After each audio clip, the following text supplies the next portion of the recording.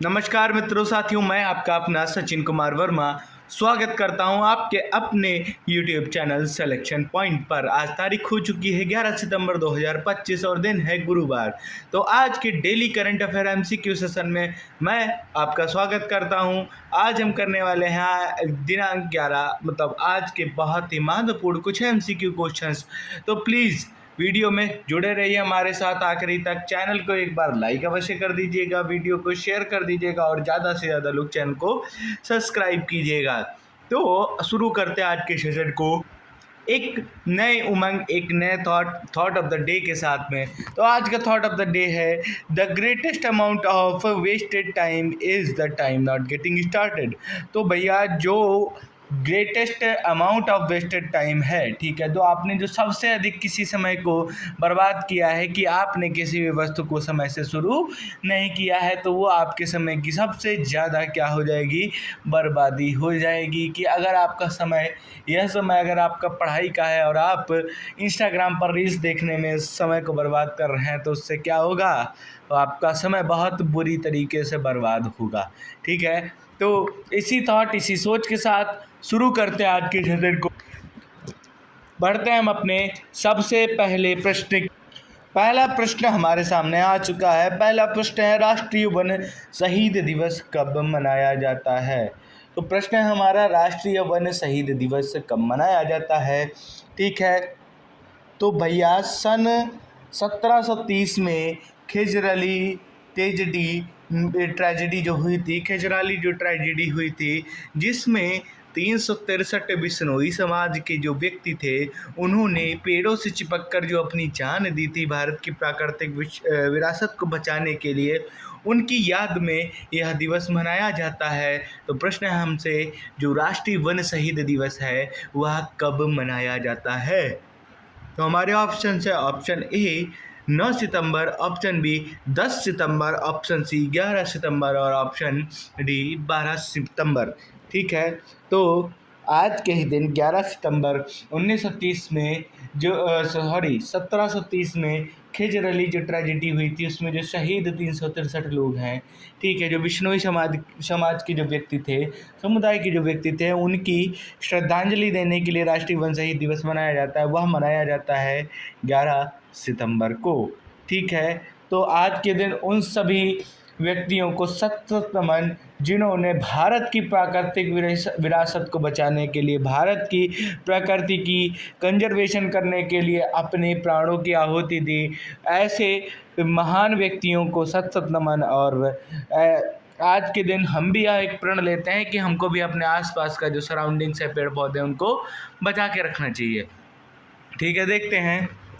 तो राष्ट्रीय वन शहीद दिवस प्रतिवर्ष 11 सितंबर को मनाया जाता है ताकि भारत की प्राकृतिक विरासत की रक्षा है बलिदान देने वाले वन कर्मचारियों एवं बिश्नोई समुदाय के 363 लोगों को याद किया जा सके, जो 1730 खिजराली ट्रेजेडी में शहीद हुए थे। ठीक है, आगे देखते हैं अगला प्रश्न। अगला प्रश्न हमसे क्या कह रहा है, हाल ही में किस मंत्रालय ने IDEXDO के तहत IDCIL इंडिया लिमिटेड के साथ एस्पायर प्रोग्राम शुरू किया है। तो प्रश्न है हमारा IDEXDIO के तहत EDCIL इंडिया लिमिटेड के साथ एस्पायर प्रोग्राम के लिए समझौता किया गया है, किस मंत्रालय के साथ किया गया है। तो हमारे ऑप्शन है ऑप्शन ए पर्यावरण मंत्रालय, ऑप्शन बी रक्षा मंत्रालय, ऑप्शन सी कृषि मंत्रालय, ऑप्शन डी वित्त मंत्रालय। तो भैया आप सभी को बताना है, मतलब बताना है कि IDEXDIO क्या है। ठीक है, तो यह है innovation for defence excellence defence innovation organisation. ठीक है, तो इसको किसके IDCL लिमिटेड के अंतर्गत बनाया जा रहा है। तो इसमें नई तकनीक और ड्यूअल यूज़ तकनीकों का जो उद्घाटन किया जाएगा, जिसको एस्पायर प्रोग्राम के साथ समझौता किया गया है। तो यह किसके द्वारा शुरू किया गया है, तो आप सभी को पता है डिफेंस सेक्टर आ गया है। तो यह रक्षा मंत्रालय के द्वारा IDEXDIO जो कार्यक्रम है उसके अंतर्गत EDCIL लिमिटेड के साथ में एस्पायर प्रोग्राम के लिए समझौता किया गया है।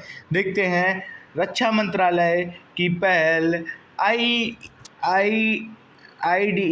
IDEX-DIO डिफेंस इनोवेशन ऑर्गेनाइजेशन के तहत IDCL इंडिया लिमिटेड के साथ मिलकर डुअल यूज तकनीकों के लिए एस्पायर प्रोग्राम के तहत समझौता किया है, जिससे रक्षा और शिक्षा क्षेत्र में नवाचार आएगा। ठीक है, इसमें एक बदलाव आएगा। आगे देखते हैं अगला प्रश्न है इंडिया और श्रीलंका में हाल ही में किस जगह पर इमरजेंसी केयर यूनिट की स्थापना की गई है। ठीक है, तो इंडिया और श्रीलंका में हाल ही में किस जगह पर इमरजेंसी केयर यूनिट स्थापित करने के लिए MOU साइन किया गया है। ठीक है, तो MOU का साइन हुआ है इंडिया और श्रीलंका के बीच में इमरजेंसी केयर यूनिट स्थापना के लिए। तो किस जगह पे हुए हैं, हमारे ऑप्शन है option A Jaffna, option B Colombo, option C Mannar और ऑप्शन डी कैंडी। ठीक है, तो इस प्रश्न का सही उत्तर क्या होगा? इस प्रश्न का सही उत्तर क्या होगा? तो भैया भारत और श्रीलंका ने मन्नार जो जगह पड़ती है वो कहाँ पड़ती है? श्रीलंका में आपातकालिक देखभाल इकाई स्थापित करने के लिए समझौते के ज्ञापन पर हस्ताक्षर किया है। कहाँ पे किया है? मन्नार में किया है। आगे बढ़ते हैं हम अपने अगले प्रश्न की ओर। हमारा अगला प्रश्न है सेबी ने हाल ही में किसे NSE का चेयरपर्सन नियुक्त किया है।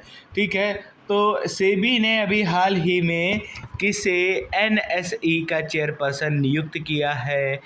तो प्रश्न ऑप्शन है हमारे, option A Ajay Tyagi, option B NJT Srinivas, option C Ashok Kumar, option D Chandramohan Sinha. तो सभी लोगों को पता होना चाहिए सेबी की फुल फॉर्म क्या होती है। तो सेबी की फुल फॉर्म है security and exchange board of India. क्या है? Security and exchange board of India. और जो NSE है, NSE आप सभी को पता होना चाहिए national stock exchange of India. क्या है? National stock exchange of India. SEBI की फुल फॉर्म क्या है? Security and exchange board of India. ठीक है, तो ये सेबी की फुल फॉर्म है।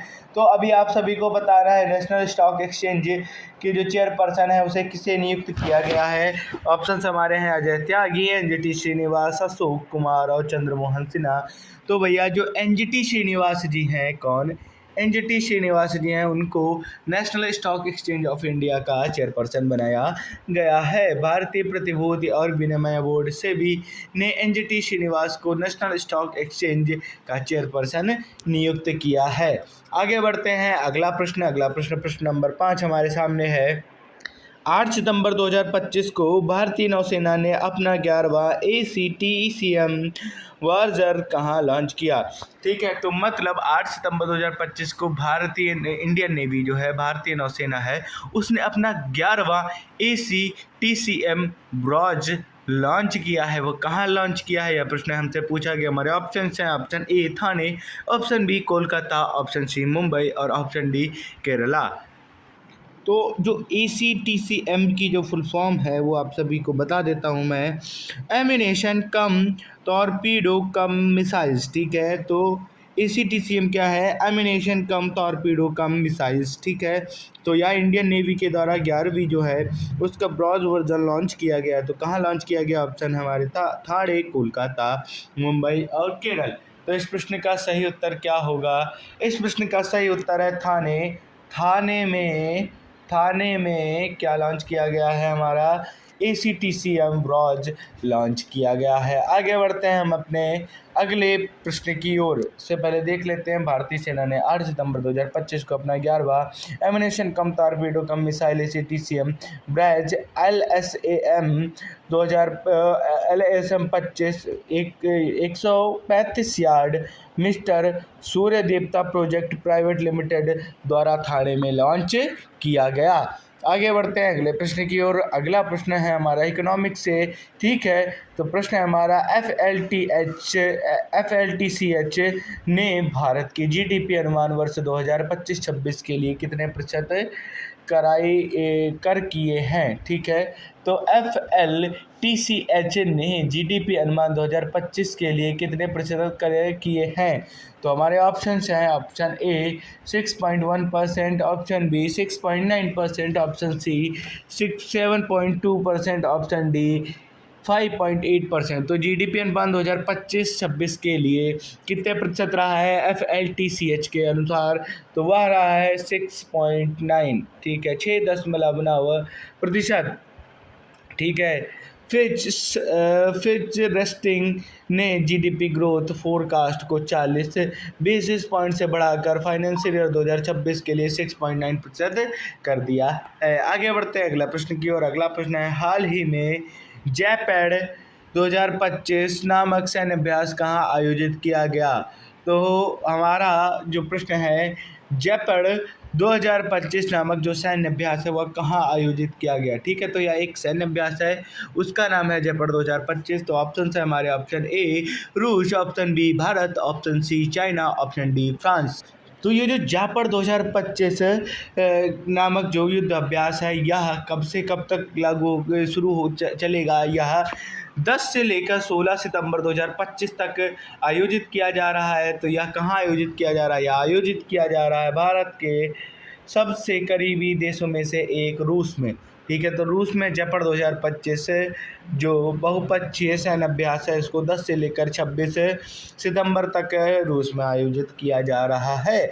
आगे बढ़ते हैं हम अपने अगले प्रश्न की ओर। अगला प्रश्न है, वर्ष 2030 में किस समुदाय के लोगों ने पेड़ की रक्षा के लिए जान दी थी? तो 1730 में किस समुदाय के लोगों ने पेड़ों की रक्षा के लिए जान दी थी? हमारे ऑप्शन हैं ऑप्शन ए सिख समुदाय, ऑप्शन बी विश्नोई समुदाय, ऑप्शन सी मीणा समुदाय, ऑप्शन डी कोंड समुदाय। तो अभी हमने पढ़ा था जो विश्नोई समुदाय के 363 लोग थे, उन्होंने 1730 में अपनी जान दी थी पेड़ों की रक्षा के लिए।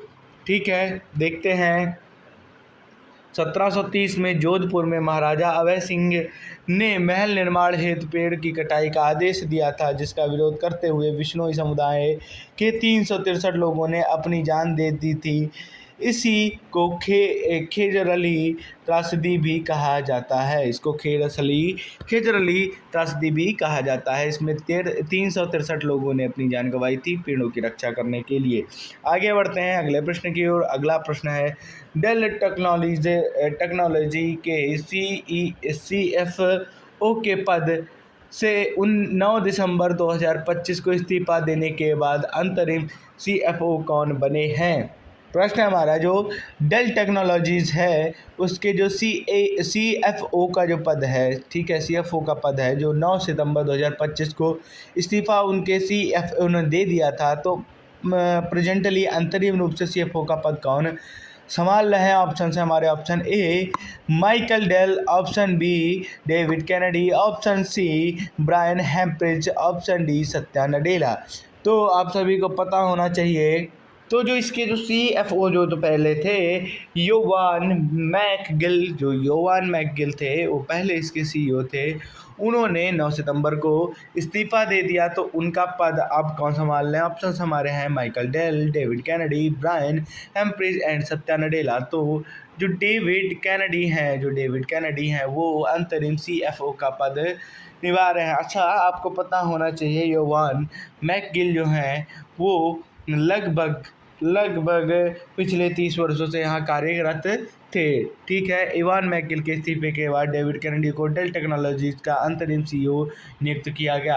आगे बढ़ते हैं अगले प्रश्न की ओर। अगला प्रश्न है प्रश्न नंबर 10 है, भारत के प्रधान वैज्ञानिक सलाहकार ने डायलॉग नेक्स्ट 2025 में किस नई योजना का घोषणा किया है? ठीक है, तो भारत के प्रधान वैज्ञानिक सलाहकार ने डायलॉग नेक्स्ट 2025 में किस नई योजना का घोषणा किया है? तो हमारे ऑप्शन है ऑप्शन ए राष्ट्रीय मृदा स्वास्थ्य अभियान, ऑप्शन बी राष्ट्रीय जल प्रबंधन योजना, ऑप्शन सी राष्ट्रीय पादप स्वास्थ्य मिशन, ऑप्शन डी राष्ट्रीय खाद्य सुरक्षा मिशन। ठीक है, तो डायलॉग नेक्स्ट 2025 में कौन सी नई योजना जोड़ी गई है? हमसे यह पूछा है राष्ट्रीय मृदा स्वास्थ्य अभियान, राष्ट्रीय जल प्रबंधन योजना, राष्ट्रीय पादप स्वास्थ्य मिशन और राष्ट्रीय खाद्य सुरक्षा मिशन। तो इसके अंतर्गत जो राष्ट्रीय पादप स्वास्थ्य मिशन जो है वह आता है।